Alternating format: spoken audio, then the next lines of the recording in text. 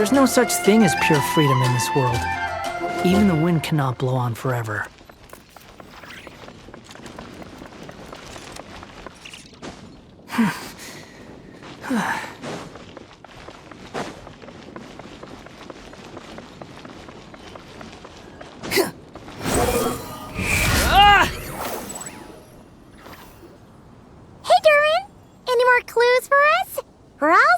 The next chapter. Yeah, I was just about to come find you. Let's see what it says. Now sprout to life the story's seeds, stirred by wind-born melodies. Then on that breeze the music leaves, fading into distant memories.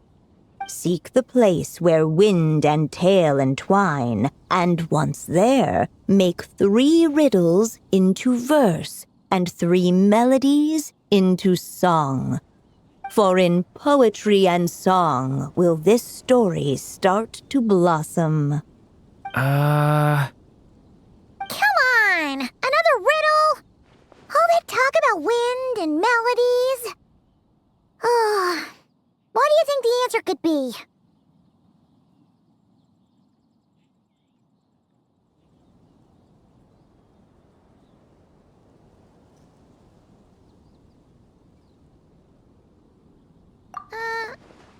Oh! Care to elaborate? Wind, music, poetry. Tone-deaf bards gotta know the answer. You mean Lord Barbados? Albedo introduced us when I first arrived in Mondstadt. I mean, someone like me was bound to catch his eye sooner or later. It's better that it's out in the open anyway. Now, how should we track him down?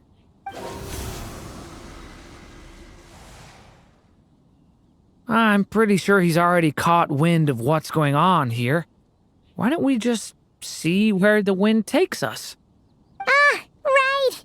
He definitely makes it easy to forget he's a real god sometimes.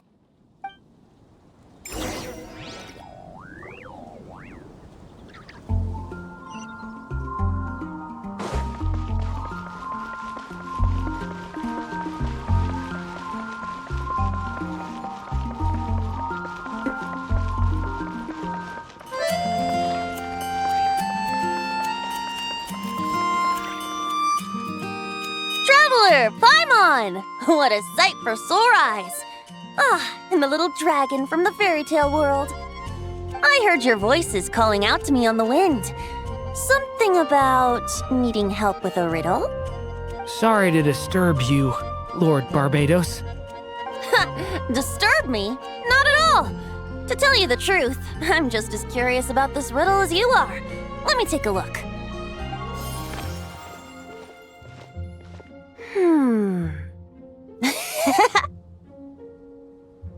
What is it?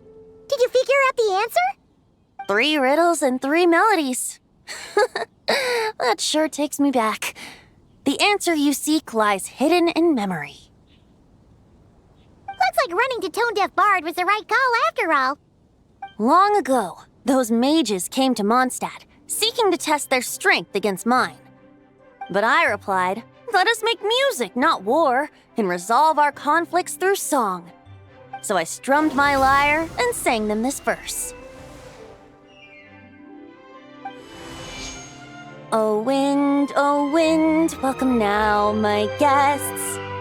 Pass through verdant leaves unseen, where shape your formless self may take, and offer up a graceful scene, a fleeting gift for welcome's sake. Leap at the edge of a sea of clouds, where land meets sky and sky meets ground. There frighten off the noisy crowds and bring my guests a calm profound. Fly beneath the stars up high, where mortal noise is swept aside, that my dear guests with starry eyes may share the dreams they hold inside. Now go to where I vowed to keep a quiet spot for them to sleep. No clash, no contest bars the way, just tea and mirth to fill the day. There you have it, the 3 melodies. As for the answers to those 3 riddles, I trust you can guess them by now. The woods, the edge of a cliff, and the sky? Correct! Funnily enough, your mother was also the first to solve it, all that time ago. There must be some kind of special rapport between those who write stories and those who sing them. The woods, a cliff, and the sky. Oh! So that's where it is! I suppose the spot that answer points to is where you're headed next. You should know, after solving my riddle, the mages even accepted my proposal and made that location their official meeting spot. And going by what your book is suggesting, once you found it, you might want to try playing the melody I just shared with you. Guess you can be pretty reliable when it counts, huh, great animal Archon? Thanks for the help, Lord Barbados. Still got questions for me, huh? Yeah, you must have read countless tales in your time, being a wandering bard and all. In your experience, why might an author consider a story unfinished? Unfinished? Well, I guess if there's something left to accomplish in the story, or, if the last line goes, "To be continued." Huh? Wow, your helpfulness lasted for like 1 second. In all seriousness, I would think the answer to that question lies in your mother's story itself. It's not my place to pry any further. All right then, we should get going.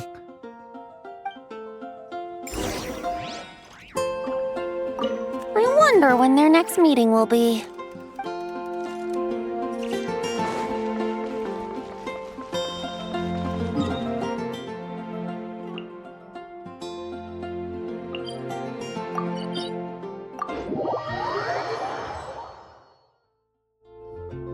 Okay, we're here! Now, we just need to play the 3 melodies, and we should be able to gather the memories for the next chapter, right? A musical performance? Huh. Out of all the things Miss Lisa has taught me, that's the one I'm worst at.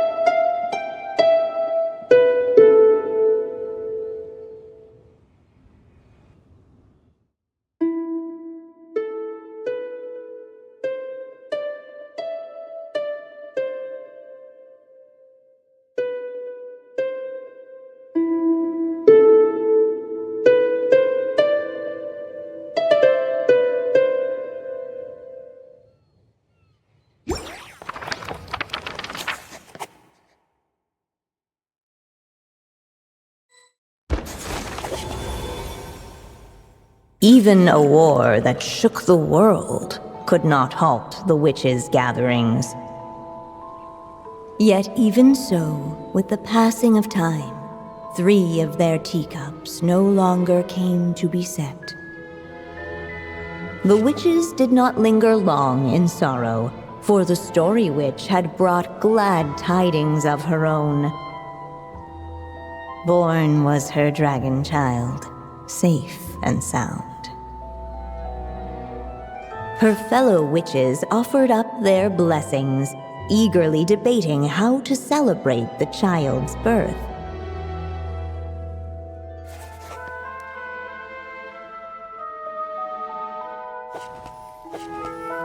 In the end, they settled on the most vibrant balloons they could find, After all, what could be more joyous than the arrival of new life? And so, the witches' gathering turned into a birthday celebration.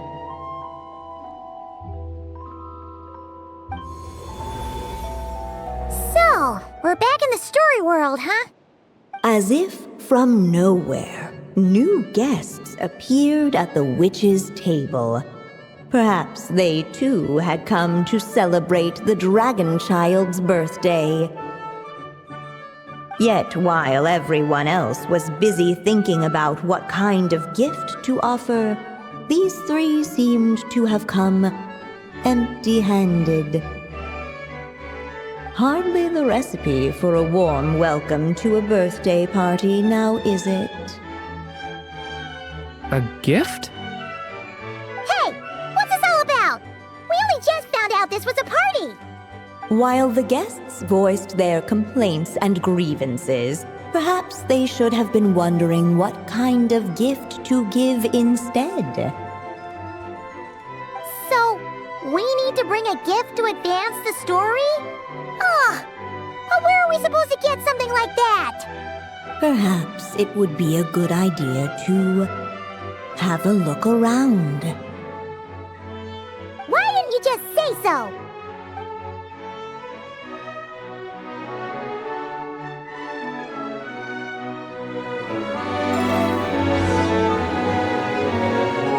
The witches went on chatting away, ignoring the empty-handed guests.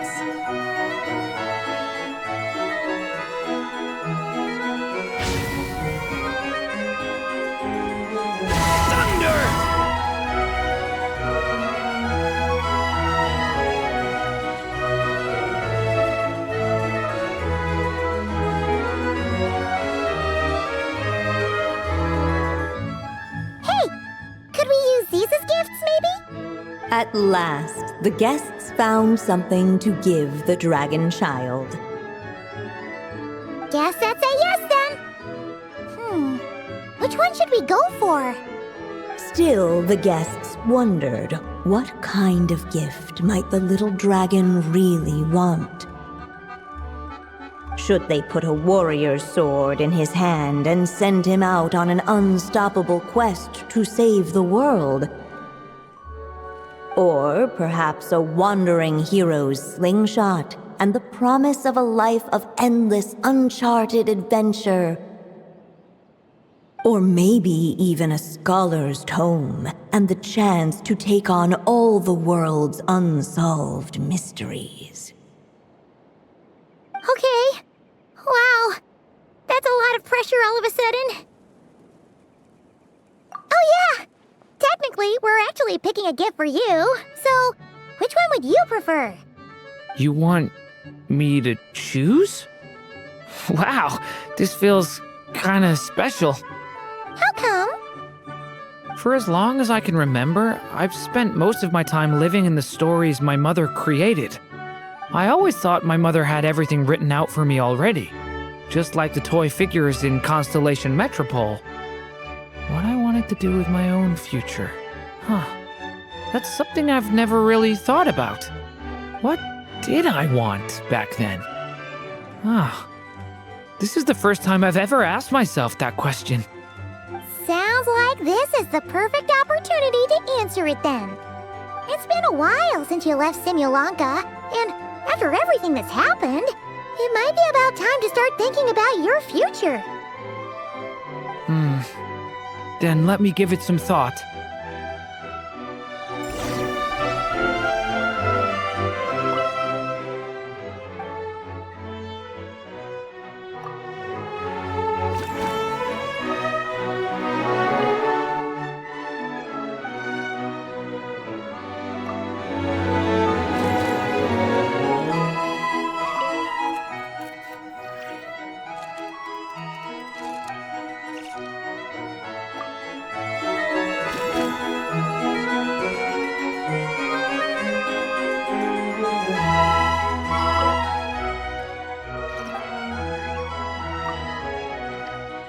In the end, the guests settled on the warrior's sword. So, your dream is to become a warrior? I just really want to be able to keep people safe. If my time in Nodcry taught me anything, it's that a lot of problems in this world can only be settled by strength of arms. As long as I can help people, that's enough for me.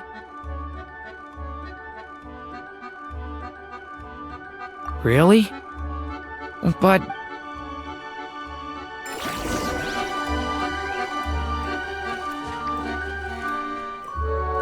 Alright. They should let us in now that we've got a gift, right? Hello there. Brought a gift this time.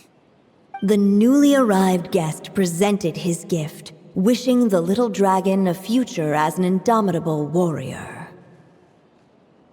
Accepting the guest's blessing, the Story Witch invited him and his friends to take their place around the table.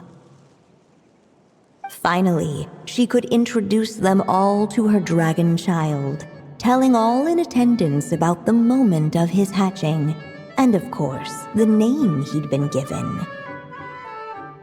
It was then that the Seer Witch, diviner of the stars, withdrew her gaze from the heavens and turned a sorrowful glance upon the little dragon. You gave him the same name as that evil dragon? That's right. But the life I intend for him shall be very different. What folly to love so blindly. For as you must know, a name is the mirror of destiny itself. He who bears an evil dragon's name must also inherit the fate of its previous owner. His fate has been foretold. Then I'll rewrite it. The witches at the table fell silent, for they knew the Seer Witch's words had never once proven wrong. Yet, just as clearly, they recognized the Story Witch's resolve, for there is scarce a force in this world more fearsome than a mother's love. At last, the Merry Witch stepped forward, dispelling the uneasy silence. So be it. Then we'll all lend a hand. Together, we shall rewrite this child's fate. You mean to defy one of the fundamental rules of this world? I refuse to be shackled by such rules. Besides, this is a witches' gathering, is it not? What could be more fitting a subject for this occasion than to defy them? Oh? Sounds like an interesting experiment. I suppose, were we to succeed in this endeavor, we might bring a touch of wonder to this otherwise dreary sky of stars. The Merry Witch finally talked them all round, just like she had done many times before. Warm and strong as the sun she was, so much so, in fact, that those who her light shined down upon had no choice but to bask in it. And so the witches readied their gifts, 3 marvels of the cosmos. For this child, I shall decipher the ravings of the heavens and lay bare before him the trickery of fate. For this child, I shall leave a formula powerful enough to unravel the very origins of this world, that he may seek another solution for the conundrum of his life. For this child, I shall call upon wondrous magic to make possible his impossible wish. All the Story Witch had was the pen in her hand, yet with the love that flowed from it, she resolved to bring forth a marvel of her own. For this child, I shall leave behind the last story I will ever write, and with it, a path to an ending yet untold. With the witch's blessings given and received, the little dragon's fate at last began to turn. In the midst of the dragon child's birthday celebration, the Seer Witch proclaimed her prophecy. The child had been given the evil dragon's name, and with it, the burden of its fate. But hearing this, the story witch vowed to rewrite it all, for such was her love and resolve. And so the other witches offered their gifts in turn, marvels as rare as any in the cosmos. Together, they sought to test one of the fundamental laws of this world, in part to support a mother's love, and in part to sate their own curiosity. Oh, and I almost forgot. Our new guests came bearing blessings of their own. Who knows? Perhaps this extra bit of courage might be all the little dragon needs to change his fate.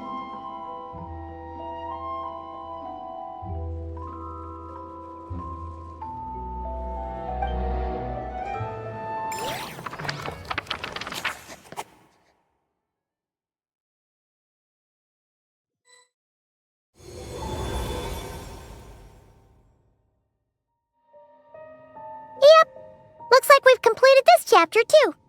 Those witches in the story were the mages of the Hexen Circle, right? They sure seem to care a lot about you, Durin. But, Paimon kinda had trouble following their conversation. Just a bunch of mystery, as usual. The evil dragon's fate. Oh, is that what you're worried about? But didn't we already take care of that? Ah, the mages must have had a hand in that, too. Also, I was just thinking, which part of the story are we even meant to be completing? Oh, it feels less like we're filling in the gaps and more like we're adding something new altogether. But we use the ink, right? And the book hasn't given us any more clues, so that must mean our task is complete. At least for now. Yeah, I guess we're doing something right.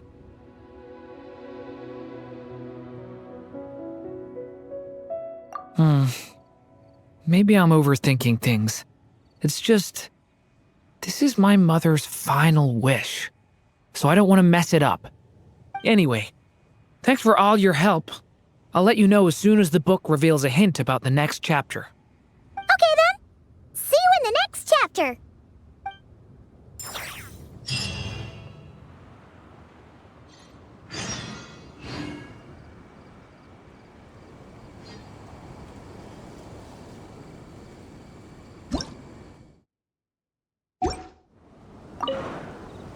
I think I'm gonna stick around, take my time reading through this book. If you feel like jumping back into the story, just come find me.